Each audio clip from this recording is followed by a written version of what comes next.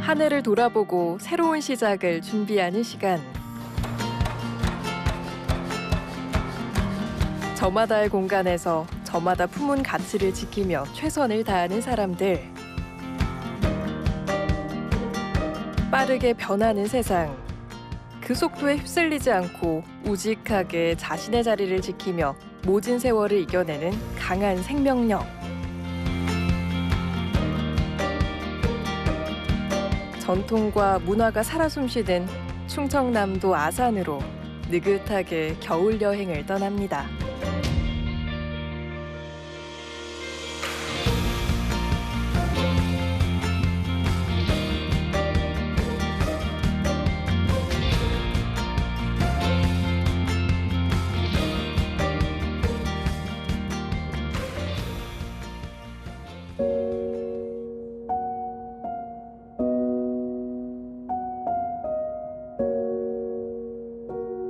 어둠과 빛이 교차하는 순간 하늘에는 붉은 빛과 푸른 빛이 어우러집니다. 시간의 틈새에도 고요함과 차분함을 잃지 않고 어김없이 새로운 오늘을 만들어갑니다.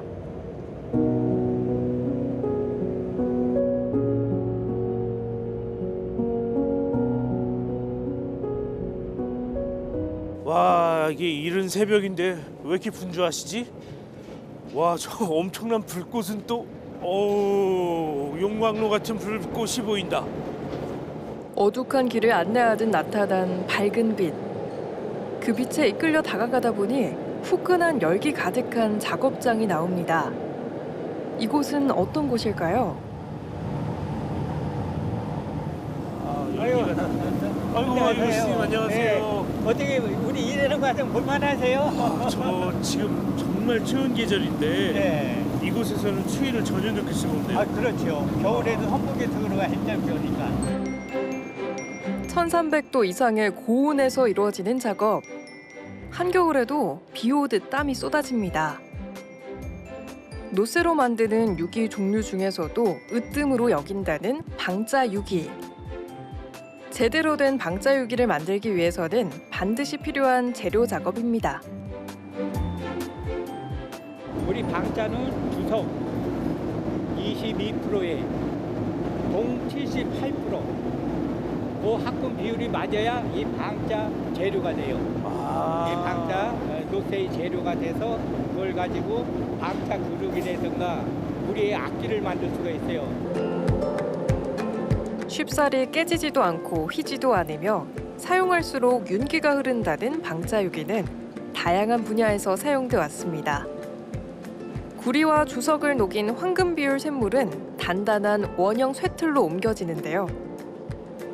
화산의 분화구에서 용암이 펄펄 끓듯 싱그러운 광경에 넋을 놓게 됩니다.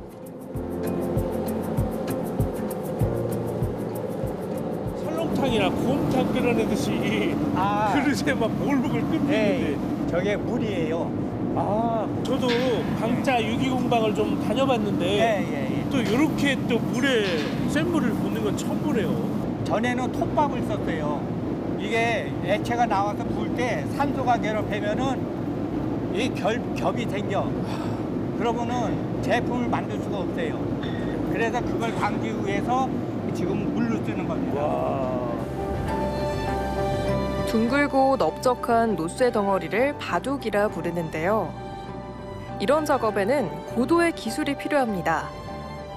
이 과정이 잘못되면 각각의 단계에서 불량이 발생하기도 하는데요. 그러면 당연히 작업을 중단하거나 잘못된 곳을 고치고 떼우느라 많은 시간과 비용이 들어가죠. 전통적인 방식을 지키면서도 반복되는 문제점을 해결하기 위해 작은 부분까지 심혈을 기울여 만드는 나만의 기술.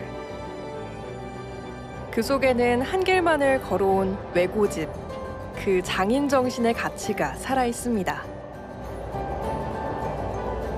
옛날 분들은 가르쳐 주질 않았어.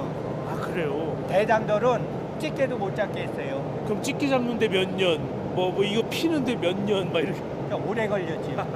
아니 저도 이 소리 내는 데만 11년 걸렸어요. 그러니까 53년 하면서 그러니까 오랜 세월을 거쳐 나오면서 배운 거죠. 53년을 거듭해온 방짜 기술. 그 긴 세월 동안 쌓인 노하우도 많습니다. 전통의 방식이긴 하지만 무조건 예전 방식을 고수하지 않고 발전된 기계 기술의 도움도 받는데요. 과거에는 노쇠덩어리 바둑을 만들고 난 뒤 재료를 더욱 단단하게 하기 위해 여러 사람 돌아가며 빠르게 망치질을 거듭했습니다. 불에 달구고 망치 두들기기를 수없이 반복하며 넓고 얇게 펴는 이 과정은 이제 기계가 대신합니다. 기계가 대신할 수 없는 섬세한 과정만이 사람의 손길을 필요로 합니다. 우리가 태직이라고 하는 거는 한관증을 얘기하거든요. 네. 그러니까 한관이 3.75g. 아, 무게를 말씀하시는 네, 무게가 네. 맞아야 되고 우리는 이게 기계로 나오는 게 아니고 감으로 만드는 거기 때문에 분량 치수가 어느 정도 나와야 돼요. 감이라고 말씀하시지만 선생님만의 평생 담겨있는 노하우. 그렇지요. 이걸 오래 해서 이 쇠하고 친해져야 돼요. 이 쇠 성질을 알아야지만이 지익을 만들 수 있고 깽가리를 만들 수가 있어요. 이 선생님은 왠지 가족보다 지잉하고 더 친하실 것 같아요. 불에서 꺼내야 할지 망치를 두드려야 할지 모양을 어떻게 잡아야 할지 모든 쇠의 상태는 반드시 눈으로 감각으로 살펴야 하기에 친해질 수밖에 없습니다. 방짜유기를 만드는 과정 속에 쇠와 불 그리고 장인의 조화가 무엇보다 중요한 이유이기도 합니다. 해다가 하나를 못 쓰게 되면은 안 되기 때문에 이게 어둡게 해는 거예요, 환경을. 그러니까 자른 정도를 이렇게 육안으로 완전히 드러나야지 잘못되면은 녹아서 못 쓰게 되잖아요. 그럼 하나 제품 만드는데 이렇게 오랜 시간이 걸리는데 아니 저는 왜 이렇게 새벽부터 일을 하시나 당체 이해를 못했는데 그 이유가 있었네요. 1000번의 두드림을 통해 완성되는 방짜유기. 방짜유기는 두드림의 예술이라 불리기도 하는데요. 성형할 때 두드려 울퉁불퉁 만들어진 자국은 수공예품으로서의 은은한 멋과 품위가 풍겨 그 격이 한층 높아집니다. 옛것 그대로 유지해야 하던 전통 방식. 그 묵직한 무게를 견디기 위해서는 함께 작업하는 사람과의 합도 중요한데요. 이제는 손과 발이 척척 맞는 두 아들과 아내. 힘든 일이지만 온 가족이 함께하기에 더없이 든든합니다. 지이나 깽가리 너무 손쉽게 만져본 것 같아. 이렇게 어려운 공정과 많은 공정이 있는지 몰랐네요. 네, 이게 쉽게 나오는 것 같으면 아무나 해줄게요. 요 만드는 사람 몇 안 돼요. 그래서 그럼 대략 몇 번 정도 큰 공정을 거치게 되는 거예요, 이게? 10단계. 그러니까 이게 또 한 번에 쭉 나오는 게 아니라 이게 시간이 많이 걸려요. 그러니까, 와. 1단계, 2단계 이렇게 걸쳐 나오면은 그러니까 유기 악기가 하나 나오는데 10단계에 네. 엄청나게 또 많은 시간 또 그렇죠. 되게 그 청교한 노하우 이런 게 다 들어가야 되는 거잖아요. 그렇죠. 이게 와, 이게 진짜 또 만들다가 대단하신 하십니다. 와, 진짜. 네. 와, 선생님 그냥 진짜 하나의 종합 예술인 같아. 연탄가스나 습기에 변색되는 놋그릇.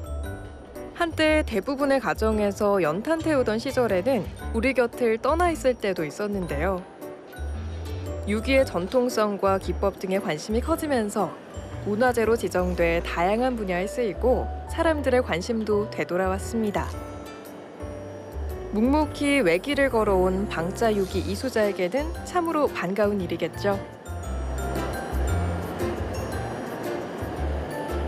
아우, 아직도 열기가 좀 후끈후끈한데 그래도 제법 징의 모양이 이제 나왔습니다. 네, 이제 완전히 틀이 잡혔지요. 네, 성형 네. 과정까지 끝났는데 네. 지금 이 상태로는 망치를 때릴 수가 없어요. 깨지기 때문에. 아, 지금 이게 두둥기면 깨져요. 예. 당금질을 하기 전에 이제 우리가 간수라고 간수를 붙여요. 간수? 예, 두부 만들 때 예, 간수? 맞습니다. 그 예. 간수요? 예, 소금물. 소금물? 네, 와. 요게 담궜을 때 좀 물러지라고.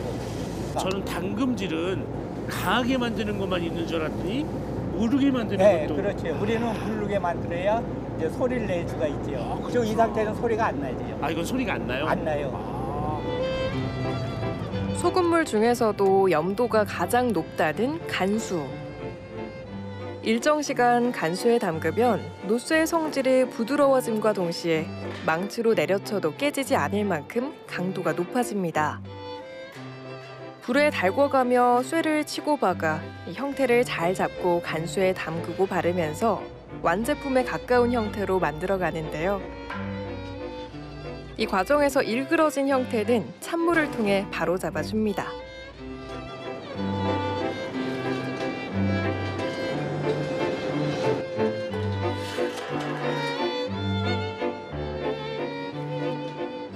야, 이게 지금 이제 거의 완성된 것 같은데 예, 아직, 소리가 나나요? 아직은 안 납니다. 아, 안 나요? 그냥 먹태 소리인데 무름 잡는다고 기타나 피아노 조율하듯이 선을 당기고 풀듯이 이것도 풀고 당겨가지고 소리를 내야 돼요. 아니, 기타 줄은 땡긴다는 게 이해가 되는데 얘를 어떻게 땡깁니까? 그러니까 이제 보시면 알아요. 제가 이제 당겨서 이거 풀어볼 테니까는. 아, 징소리를 조율하는 것을 보통 소리를 잡는다라고 말하는데요. 보이지 않는 소리를 잡는 것이 가능할까요?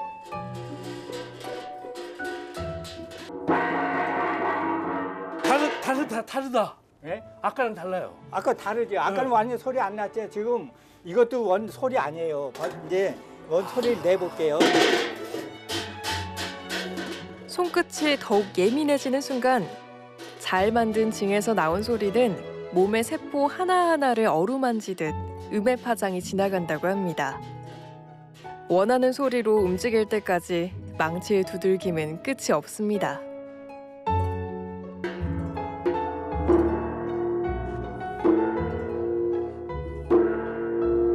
이게 심리 밖에서도 들린다는 소리예요. 황소 울음소리. 저 보면 볼수록 신기한 게 망치를 몇 번 했는데 소리가 달라서. 달라지지요.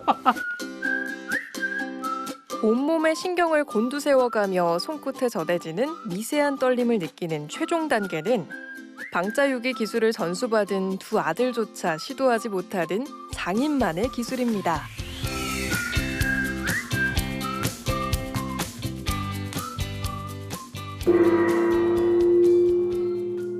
와, 연말에 듣는 제아의 종소리 같습니다. 감사합니다. 야, 이 징소리는 또 다른 악기와 다르게 가슴을 좀 이렇게 깊이 울려주는 맛이 있는 것 같아요. 네, 맞습니다. 이게 우리의 악기가 풍악이 얼이 있고 환이 있고 흥이 있고 여러 가지가 의미를 담고 있죠. 그러니까. 우리가 힘들 때도 진깽가를 치면서 흥을 돋갔고 어려울 때 이제 힘든 일 할 때도 이거를 하면서 그 힘든 일을 이겨냈고 여러 가지 의미를 담고 있습니다. 저희 소리가. 우여곡절 많은 삶 속에서도 정직하게 두드리고 두드리다 보니 돌아오는 기쁨과 보람들이 더욱더 커졌다는 것을 느꼈습니다. 수많은 과정을 거치면서 황금빛을 발산하는 방자유기. 깊은 품격과 은은한 멋이 살아납니다. 굉장히 제가 존경하는 분이에요. 남편이지만 남편이지만 한 길을 외길을 지금까지 힘들고 어려워도 너무 고생스럽고 힘든데도 성실하고 부지런하고 노태가 상당히 정직해요. 이거 조금이라도 합금이 틀리다든가 하면은 이 저기 악기가 나올 수가 없어요. 그러니까 처음서부터 아주 그래서 여기에 별명을 붙인다면 정직. 정직. 예, 저도 살아오면서 남한테 피해 안 지고 정직하게 살아온다고 했는데 제가 아주 거기에 흥미를 느껴가지고 여지껏 하게 된 동기인 것 같아요. 저도 정직하게 살아가면 이 징처럼 앞으로 좋은 소리 내면서 살 수 있겠죠, 선생님? 그럼요. 당연하시죠. 사람은 그럼요. 진실하게 살면은 다 돌아오더라고요. 이 얘기 들은 모든 분들이 앞으로 정직하게 살아서 맞아요. 그게 최고예요. 좋은 소리를 내면서 살 수 있게끔. 네. 아, 이 추운 겨울날 선생님의 열정도 만나고 좋은 이야기도 듣고 감동스럽습니다. 아주. 아유, 너무 감사합니다. 감사합니다. 온양온천, 도고온천, 아산온천. 삼색 3대 온천지구를 보유하고 있는 충남 아산은 온천의 도시로도 유명합니다. 6, 70년대 당시의 청춘 남녀들이 가장 선망했던 신혼여행지 중에 한 곳이기도 했는데요. 유명한 식당들이 간판마다 원조를 내세우듯 오래된 온천탕 간판에는 원탕이라는 글자가 선명합니다. 외관부터 독특한 이곳 온천탕은 직접 끌어올린 온천수를 사용하는 원탕 중에서도 제1호 원탕으로 유명합니다. 1967년 아산군 제1호 목욕장 업으로 등록을 했기 때문인데요. 오랜 역사가 있기에 30년 정도는 다녀야 단골 소리를 들을 수 있다고 합니다.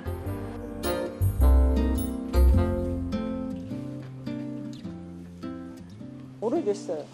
한 40대부터 다녔으면 70이 넘었어요. 좋아요, 예, 좋아요. 물 좋고 그래서 서울서 차가지고 와요, 나는. 항상. 이 계절이 이런 계절은 목욕을 하면 이 스트레스라든가 이 몸의 피로라든가 이런 게 막 쫙 사라지지. 여기는 원탕이잖아요. 원탕이라고 보십시오. 원탕이라 써놨잖아요. 원탕은 이게 옛날에 제일 먼저 하고 이게 진짜 백이 온수라 그러는 거예요. 아주 오래전 목욕할 시간 여유조차 없던 사람들은 큰 통을 가져와서 이곳 온천수를 받아가는 일도 많았답니다. 오래된 목욕탕인 만큼 최신 시설은 아니지만 온천 물만큼은 여전히 만족스럽습니다. 누구도 처음 시작은 잘 모르시더라고요. 90대 어르신들 손님으로 오셔가지고 자기 아주 어렸을 때부터 다녔다고 말씀을 하셔가지고 이게 진짜 일제시대 때도 또 시작은 아닌 그때쯤 아닐까 이렇게 추측은 그렇게 해요. 세월 앞에 장사 없다고 하죠. 낡아서 볼품 없어져가는 온천탕. 그런 목욕탕을 지켜보며 큰 결심을 했습니다. 간단하지만 세련된 옛 구조는 본연의 멋을 살려주고 손님 편의를 돋던 시설들은 요즘 스타일로 바꿔봤는데요. 아직 쓸만한 시설들은 버리지 않았습니다. 부모님의 손때가 묻은 소중한 것이기 때문인데요. 부모님 이야기가 나오자마자 황급히 매표소 서랍을 뒤적이는 문병일 대표. 1973년 이곳을 인수해 반세기 가까이 운영하셨던 그리운 부모님입니다. 부모님이 돌아가시면서 제가 혼자 이제 운영을 하면서 경제적으로는 문을 닫는 게 맞을 수도 있었을 것 같은데 그러고 싶지 않더라고요. 국내 사람들도 그렇고 오시는 분도 그냥 또 없애기는 너무 아쉬워서 경제적인 면을 떠나서 그냥 한번 수리를 싹 하고 부모님 생각하면서 한번 수리를 싹 했어요. 이렇게. 구체적인 계획은 없지만 부모님이 애써 지켜온 온천 원탕을 유지할 수 있을 때까지는 해볼 작정인데요. 현대식으로 바뀌어가는 온천탕을 보며 이곳만큼은 손대지 말아달라는 단골들이나 지역 주민들의 부탁들이 마음 저릿하게 남아있기 때문입니다. 수많은 사람이 지나갔을 텐데 어르신들 그렇고 젊은 계속 추억과 역사가 약간 살아있는 그런 공간으로 계속 남았으면 좋겠습니다. 한식 요리의 중요한 재료로 쓰이는 젓갈.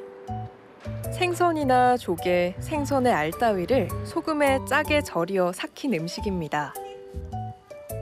식량을 오래도록 보관하기 위해 조상들이 지혜롭게 만든 전통 발효식품이죠. 이곳의 젓갈은 토굴 숙성을 거쳐 밥상에 오르고 있습니다. 아산의 젓갈 웬일인가 싶죠. 근데 그 많은 젓갈집이 있었는데 저희 집 하나만 여태까지 유일무이하게 이 명맥을 이어서 젓갈집을 하고 있는 곳이 바로 이게 여기입니다. 아산시의 전통식품 명인 1호인 고삼숙 대표와 대한민국 수산식품 명인 5호로 지정된 김정배 대표는 부부 명인이자 부부 경영학 박사인데요. 아들까지 4대가 투철한 장인 정신으로 젓갈의 전통을 잇고 있습니다.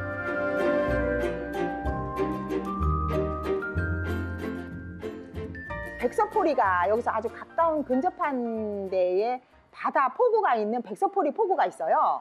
거기가 1970년도 방조제가 생기기 전까지는 수산업이 굉장히 왕성했었어요. 수산업이 왕성하다 보니 젓갈 사업도 왕성했던 거죠.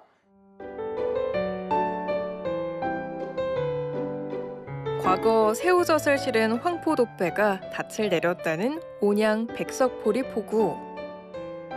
포구 인근 온양 젓갈 시장은 한때 전국적으로 명성을 떨쳤다고 하는데요. 아산만 방조제와 삽교천 방조제가 만들어지고 물의 흐름이 바뀌었습니다. 어업과 상업이 발달했던 포구 마을은 순식간에 농촌 마을로 산업 도시로 변해갔고, 그러면서 그 많던 젓갈집들은 이런저런 업종으로 바뀌고 사라졌습니다. 조선시대 때 허균이 지은 상소복부고라는 책에서 기록이 나오듯이 서해안에서 그 많은 황석어가 잡혔지만 이 아산에서 잡은 황석어가 그렇게 비린내가 없고 맛있고 아주 달큰했다고 그런 기록에 남아 있습니다. 산란기가 되면 알을 낳기 위해 아산만과 삽교천에 나타났다는 황석어. 지금은 아쉽게도 거의 볼 수 없게 됐는데요. 대대로 전수돼 내려오던 황석어 염장 비법은 아직 살아 있습니다. 염장한 황석어를 상온에 삭혀 완전히 삭으면 토굴에 보관하는 황석어 젓갈. 토굴은 젓갈의 깊은 맛과 풍미를 발현하기 위한 최적의 환경입니다.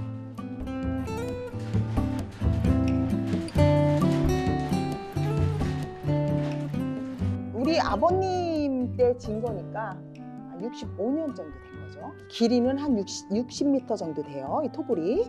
그러니까 그 당시에 전혀 뭐 포크레인이나 굴삭기나 이거를 흙을 팔 수 있는 그런 장비가 없기 때문에 손수 삽으로 퍼서, 옛날에 그 삼택이라고 어려서 있었어요. 흙 날르는 거 들어서 그거로 해서 다 운반을 해가지고 밖으로 날랐대요. 저희한테는 이 토굴이 아주 보물 1호인 그런 곳입니다.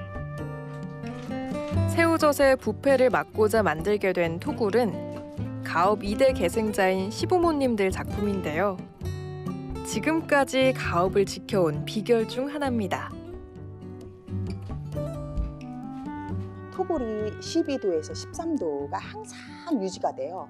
그래서 이제 젓갈을 갖다가 맨 처음에 오면 이 토굴에다가 먼저 저장을 합니다. 그러면 최소한 3개월, 또 이런 육류, 이런 뼈가 있는 생선, 황석어 같은 경우는 채 3년까지도 묵을 수가 있어요. 그러면 이게 지금 3년을 묵은 건데 노랗게 맛이 기가 막히죠. 제품을 포장하는 과정의 일부분은 자동화 공정을 도입해 변모했습니다. 그러나 젓갈 제조는 수산 원물이 부서지기에 기계가 아닌 사람이 할 수밖에 없습니다. 까다로운 과정 하나하나 공을 들이게 되는 이유입니다.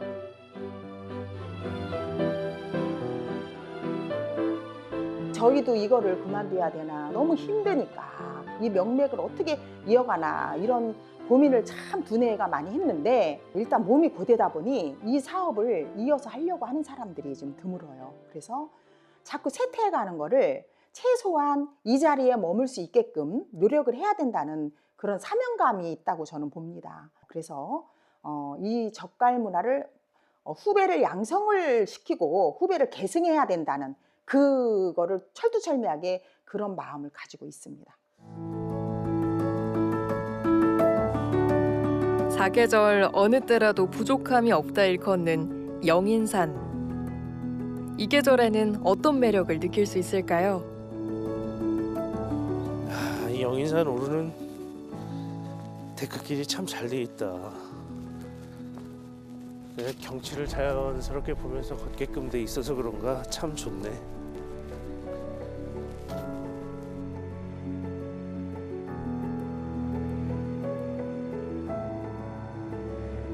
영인산 산림박물관. 와, 박물관 안에 나무가 왜 이렇게 크게 있지? 느티나무네. 와.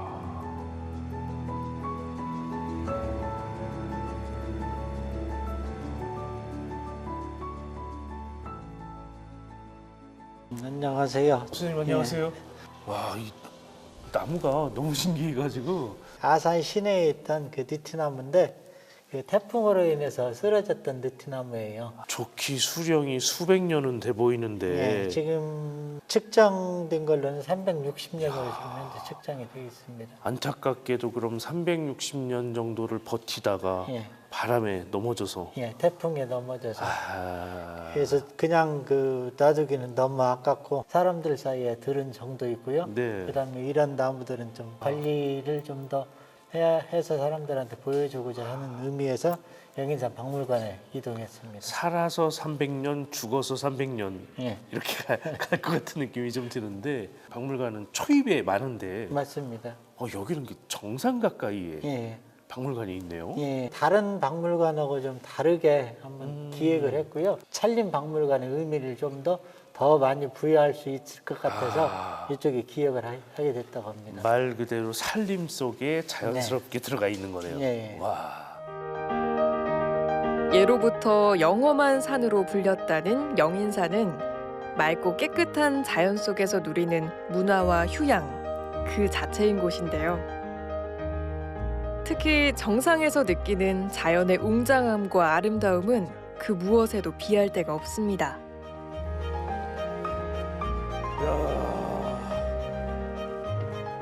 올라서니까 진짜 와, 시야가 빵 뚫리네요.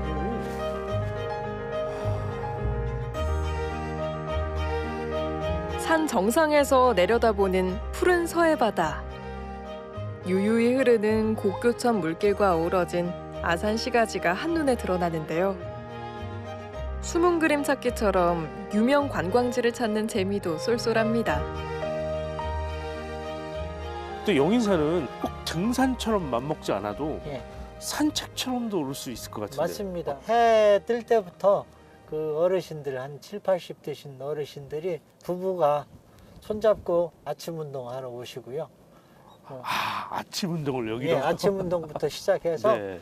그다음에 젊은 층들, 그 연인들, 그다음에 가족들 해서 주말에는 다양한 층들이 올라오고 있어요. 이 영인산은 남녀노소, 어린아이, 어르신들까지 다 품어주는 산이네요. 예, 맞습니다. 오.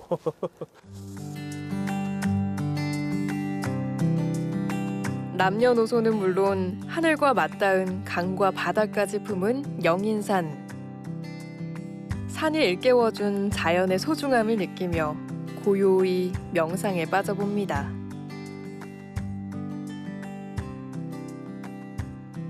나뭇가지 사이로 불어오는 차가운 바람. 앙상한 나무들 사이로 강한 생명력을 뿜어내는 푸른 소나무. 코끝을 간지럽히는 나무의 향기와 떨어진 낙엽마다 바스락바스락 지그시 울려 퍼지는 소리까지 겨울산에서 더욱 고요해진 자연을 만나봅니다.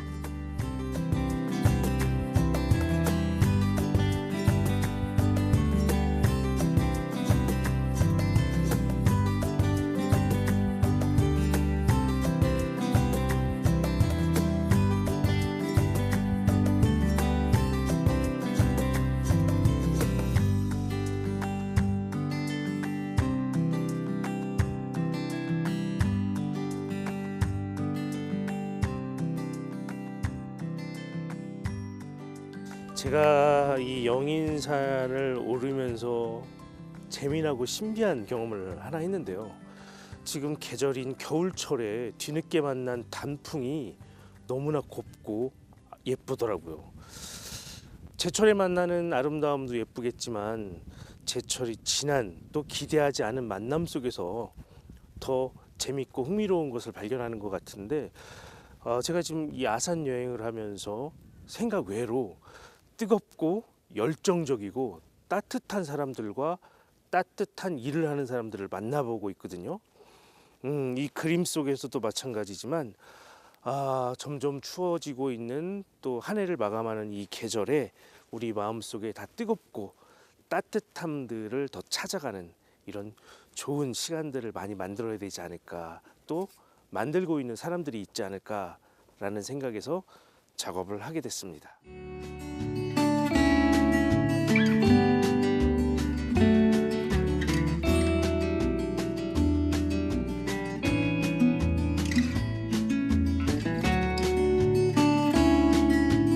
(1994년) 아산시 도고면에 뿌리 내린 이곳은 365일 꽃을 피우는 온실식물원입니다. 원래는 튤립, 백합, 아이리스 같은 수입 구근류 식물을 전문적으로 키우고 국내 판매와 해외 수출을 주업으로 삼던 화훼 영농조합법인 농장이었는데요. 2004년부터 재배 온실을 개방하면서 꽃 식물원으로 이름을 알리게 됐습니다.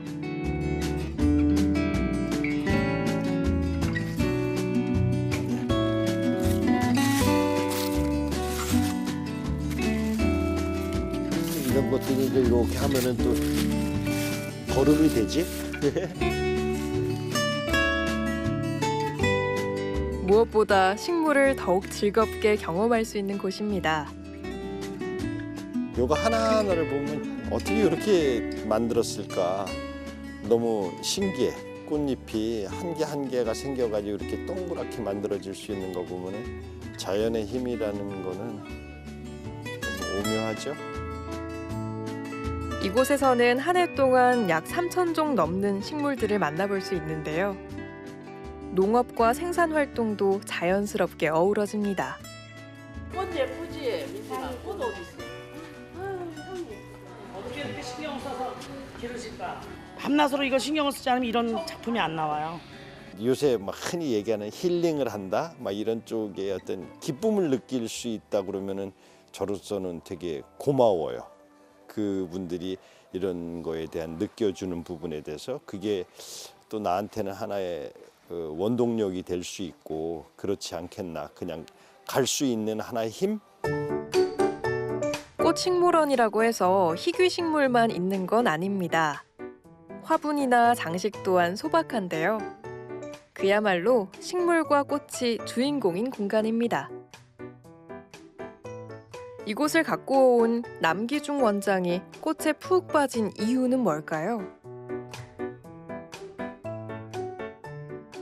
이걸 전공으로 한 거는 1976년도에 꽃을 갖다가 이제 처음에 이제 원예과를 가서 시작을 했지만 그 전에 이제 국민학교 때부터 이제 국화를 키우고 이렇게 했었던 거라 과연 진짜 오래 했죠. 오래 했어요. 했는데 지금은 그냥 뭐 이게 뭐 내가 이렇게 막 뭐를 키운다 이런 거보다는 그냥 옆에서 그냥 같이 가는 거지 이게 키운다고 잘 안 되더라고요.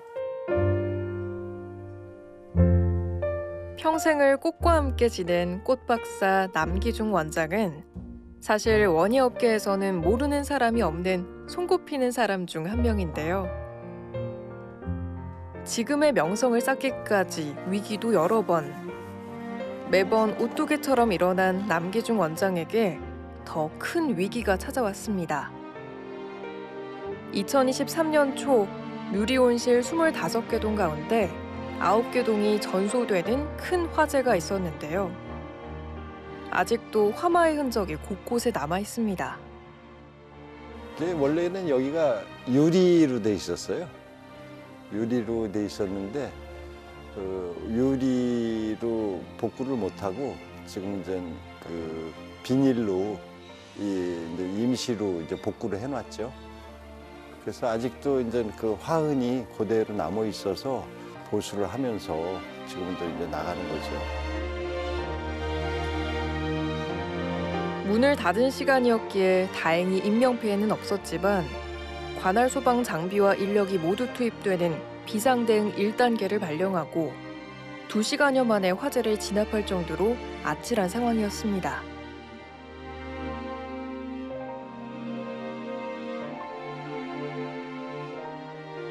정확하게 작년 2월 23일 날 화재가 났으니까 그때는 아무 생각도 없었어요. 그냥 무조건 여기 이제 화재 난 거 잔해물들 다 치우고 이렇게 하면서 한 달 만에 다시 재개장을 했으니까 사람들이 저 사람 미친 사람 아니야? 그걸 뭘 또 해? 그냥 이거 땅도 넓고 저기 한데 그냥 다 처분하고 말지. 막 이런 쪽의 얘기도 하고 또 혹자는 또 남의 얘기니까 또 쉽게 얘기를 하잖아요. 저기 보험 처리돼 가지고 돈 많이 벌었을 거야 이렇게 하는데 실제적으로 이제 안타깝게 보험이 이걸 안 들어줘요. 그래서 이제 보험 자체가 없고 그러다 보니까는 정말 힘들었죠. 예고 없이 찾아온 화재는 소중한 것들을 한순간에 모두 빼앗아 버렸습니다. 오랫동안 적자를 감수하며 피운 꽃들은 허망하게 잿더미가 되어 사그라졌고 가까워지고 있었던 꿈도 앗아갔습니다. 화해 도서관을 하나 만들려고 이렇게 준비를 해놨던 게 있어요. 근데 그게 홀랑 다 탔어. 그래서 그거는 진짜 우리 은사님한테 받은 거 같은 경우는 진짜 한 근 100여 년 정도 된 그런 자료들이 컨테이너로 2개나 홀랑 다 타가지고 그게 다른 것들은 세월이 가면서 이제 복구를 할 수 있을 것 같아. 근데 이제 그거는 못 구하는 거죠. 괜히 내 손에 들어와가지고 그게 다 없어졌는데 그거는 다른 거에서는 하나도 그런 뭐 아쉽기는 하지만은 근데 그거는 정말 이렇게 할 적에 눈시울이 뜨거워지더라고. 지금도 그거 생각하면은 참 가슴이 아파. 지금의 아픔을 극복하는 데 큰 힘이 돼준 사람이 있습니다. 꽃식물원에서 함께 일하고 있는 딸인데요. 꽃 하나에 평생을 바쳐온 아버지를 존경하지만 세상과 타협하지 않는 아버지가 답답할 때도 있었습니다. 저는 안 할 줄 알았어요. 그리고 그냥 일반적으로 안 하는 게 맞는 거고. 근데 또 그거를 하는데 안 따라갈 수는 없는 거잖아요. 그리고 또 아빠가 그렇게 하시니까 또 주변에 또 고마운 분들이 되게 많으세요. 뭐 오셔서 쌀도 갖다 주시고 뭐 김치도 갖다 주시고 하는데 안 움직일 수가 없잖아요. 근데 진짜 안 하고 싶었거든요. 근데 어쩔 수 없이 나왔어요. 근데 그분들이 말씀을 하시는 게 원장님이 계속 그렇게 사셨던 거를 봤으니까 자기들은 다시 다 금방 일어나실 거라고 생각을 한다고 또 말씀을 하시니까 저는 진짜로 안 할 수가 없었어요. 아버지의 투박한 열정을 더 멋지게, 더 세련되게 보여주고 싶은 딸은 조금은 늦게 가도 괜찮다고 말합니다. 꽃을 주제로 한 문화서비스 기업의 대표로도 활약하며 평생을 생산 위주로 고민했던 아버지 대신 소비와 서비스 영역에도 도전하고 있습니다.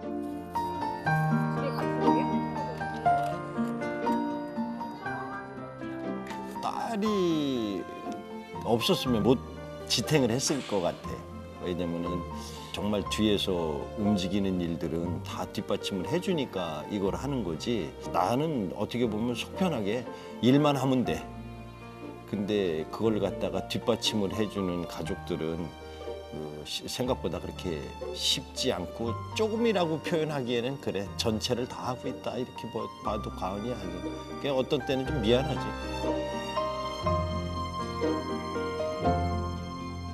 땅은 비를 맞고 물기가 스며들면 촘촘히 흙이 다져지고 더 단단해집니다. 고통과 시련은 더욱 강하게 성장할 수 있는 약이 될 텐데요. 그러기에 아버지와 딸은 일상에서 누구나 쉽게 접하고 즐길 수 있는 건강한 화훼 문화를 계속 꿈꿉니다.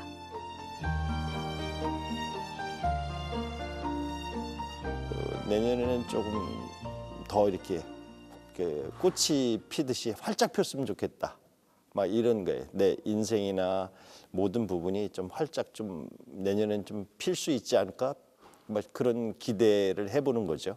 지난 10년 동안 저한테 계속 난 이제 그만둘 거다, 난 이제 그만둘 거다 하셨거든요. 근데 우스갯소리로 그런 게 불나면서 이제 그건 다 날라갔다 그랬는데 어쨌거나 원래 올해가 그만두시기로 한 해였거든요. 근데 또 계속 하셔야 될 것 같아요. 건강하셨으면 좋겠어요. 좀 너무 이것만 생각하지 말고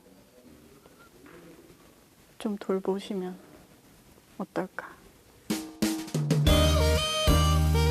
대부분 평지와 낮은 산지로 이루어져 있는 아산시 도고면 시전리.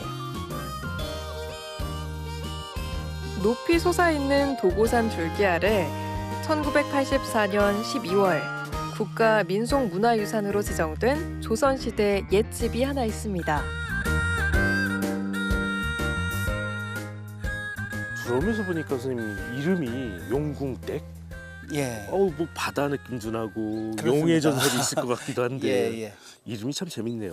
이곳은 그 창녕 성씨 집안에 함자가 성교목이라는 분이 네.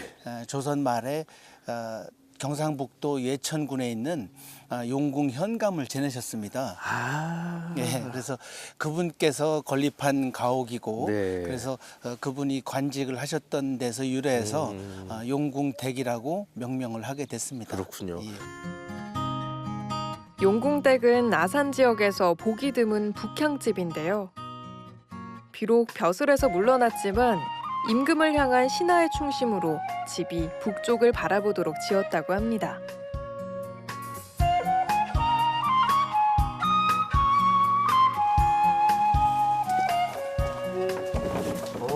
대문이 작아요. 예, 사랑채 옆으로 이렇게 진입하게 되는 독특한 구조인데 들어오셔서 바로 안채가 보이는 것이 아니고 보시다시피 또 한 번 들어가야 됩니다. 문이 한 번 더 있네요. 예.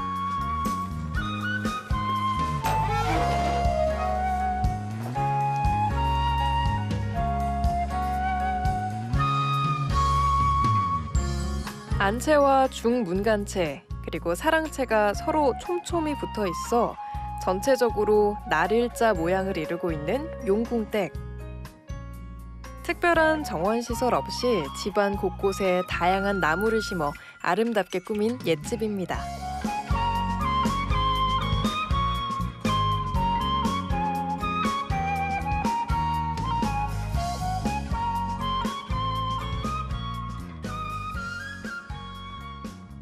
도고산이라는 큰 산이 병풍처럼 둘러져 있고 바로 앞에는 넓은 들판이 있습니다.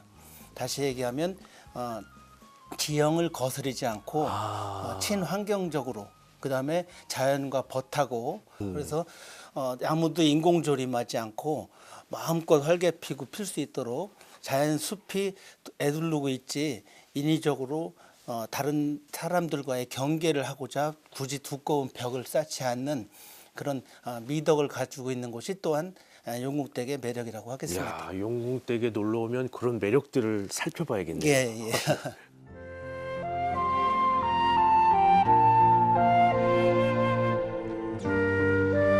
문화재는 단순한 과거 유물이 아니라 우리 사회와 문화의 뿌리를 이해하는 중요한 열쇠입니다. 잘 보존하는 것만큼 꾸준한 관리도 중요한데요.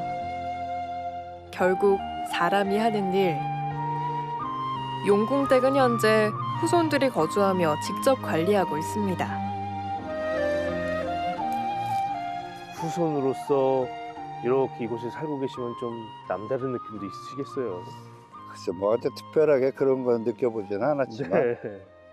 그래도 조상님께서 남들한테 그렇게 뭐 나쁜 짓은 안 하셨구나 하는 생각을 갖고 있죠. 이게 올해 햇볕집으로 지분가리를 하는 건가요? 네. 매년 하나요, 그럼 저건? 네, 매년 합니다. 그래서 해마다 이제 이렇게 얹는데요.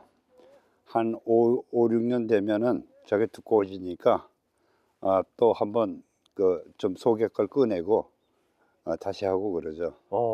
여름이면 이 초가지붕 때문에 내부 온도가 굉장히 낮아져요. 시원하고 겨울에는 우풍 때문에 차게 느끼지만 밑에 온도를 떼다 보니까 밑에는 펄펄 끓고 위는 하고 이게 굉장히 그게 사람 몸에 와닿습니다. 그럼 실제 지금도 군불 떼면서 네. 아랫목 뜨끈뜨끈하게 해놓고 예, 주무시는 거예요? 저 장작들이 이제 다 뗄 것들입니다. 이야. 옛날 그 아버지나 할아버지들은 그 아랫목에서 허리 딱 지지고 이런 거 참 좋아하셨는데. 그렇죠. 매일 지지고 사시네. 그게 너무 뜨거워서 저는 못 하는데 저 집사람은 아주 뭐 그것 때문에 여기 내려와요. 집사람. 등 지지는 게 좋아가지고요. 여름에는 시원함을 주고 겨울에는 온기를 내어주는 포근하고 편안한 옛집. 세월이 흐를수록 더욱 정겨워집니다. 항상 검소하게 살라는 집안 어르신들의 가르침대로 오늘도 자연과 함께 집을 지어가고 있습니다.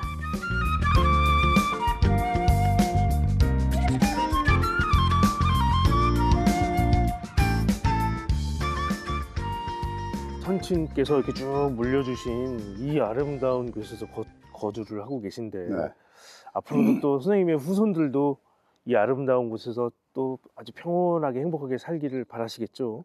당연하죠. 근데 이제 저희들이 잘해야 되는데 이제 점점 체력적이라든가 모든 면에서 점점 딸리다 보니까 조금 부실한 부분이 굉장히 많아요. 그래도 저는 이미 따뜻한 걸 많이 보고 갑니다. 이거 감사합니다. 그렇게 생각해 주시니까.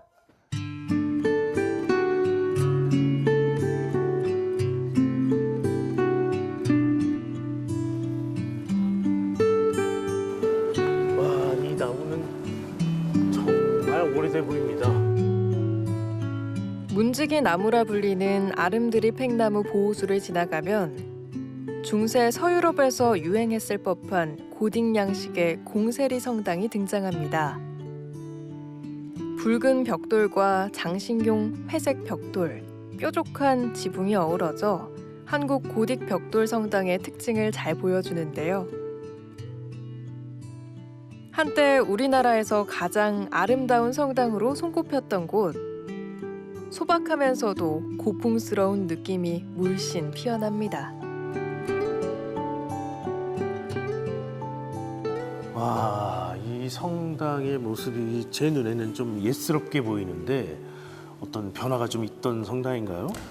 공세리의 처음 성당이 현재의 모습은 아닙니다. 원래 처음은 한옥으로 만들어진 성당이었고요. 지금 현재 보고 계시는 성당은 1922년대 지어진 모습입니다. 그리고 그 이후까지도 크게 변화가 없었기 때문에 충청남도 지정 문화유산으로 지금 지정이 돼서 관리되고 있는 상황인 거죠. 네, 우리가 이렇게 연말쯤 되면 왠지 이런 곳에 한번 와보고 싶고 좀 기대해보고 싶고 이런 생각이 좀 들더라고요. 맞습니다. 신도가 아니더라도 가족 또 연인끼리 이곳에서 많은 편안함을 느끼고 가시는 분들이 많습니다. 그렇군요. 누구에게나 여행지로 휴식처로 사랑받는 이곳은 단순한 종교시설로서만이 아닌 수백 년의 역사와 문화, 그리고 예술이 응축된 공간입니다. 잠시나마 경건한 마음으로 종교와 예술을 빚어낸 경이로운 건축미를 감상해 봅니다.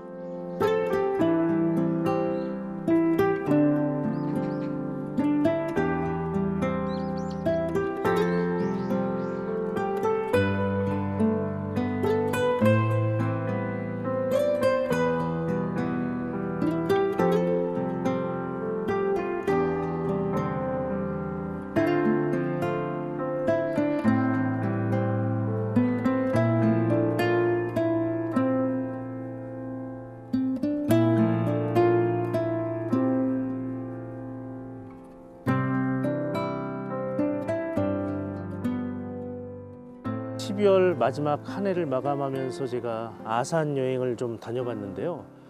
추운 겨울이다 보니까 좀 차가운 여행이 되지 않을까라는 생각을 좀 하게 됐어요. 근데 이곳 사람들을 만나면서 뜨겁고 따스한 열정을 갖고 있는 사람들을 좀 만나게 됐는데 아산 여행을 하면서 제가 느끼는 것이 아름답고 화려한 별들이 땅에 내려앉은 듯한 느낌을 제가 받았습니다. 남은 이 계절 우리 마음속에 다 따뜻한 별처럼 마음 한구석에 소복히 아름다움이 내려앉았으면 좋겠습니다.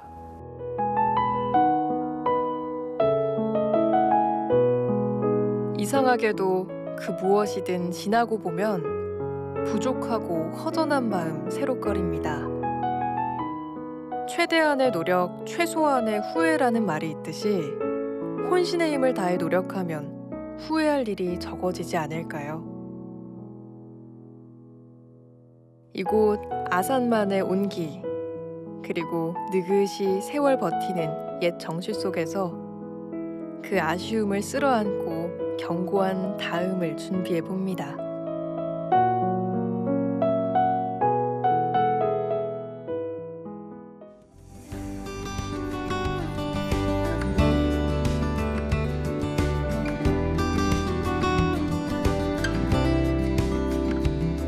천번의 두드림으로 깊은 울림소리 일으키며 걸어온 외길.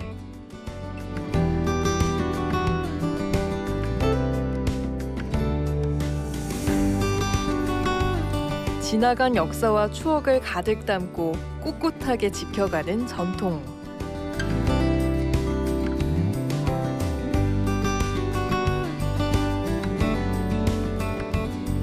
화마를 견디고 이겨내며 다시 꽃 세상 일구는 열정.